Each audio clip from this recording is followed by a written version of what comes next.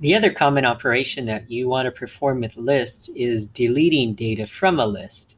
And just as with adding data to a list, there are several different ways you can do it, and we're going to focus on the two most common ways to do that.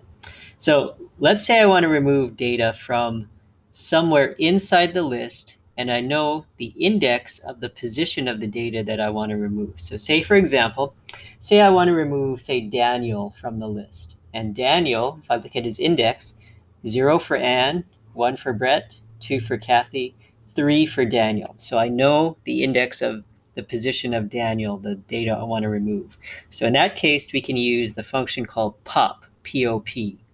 And just as we did with append and insert, we're going to use the so-called dot notation. So I put the name of my list first, my list. I put a dot, and then I put the name of the function I want to call, which is pop.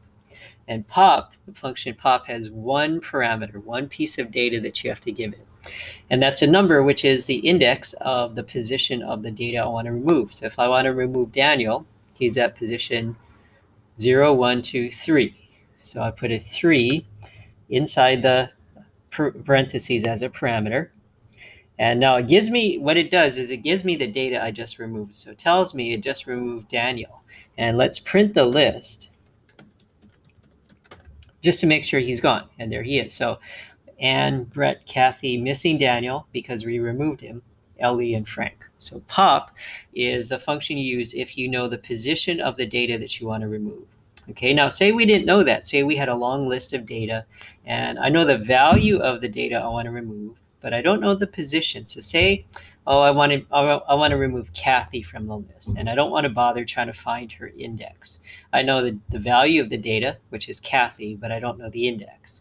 So there's another function called remove that will do that for you. So if you know the value of the data and not necessarily its index, you can use the remove function. So the remove function has one parameter, which is the value of the data that you want to remove. So say I want to remove Kathy.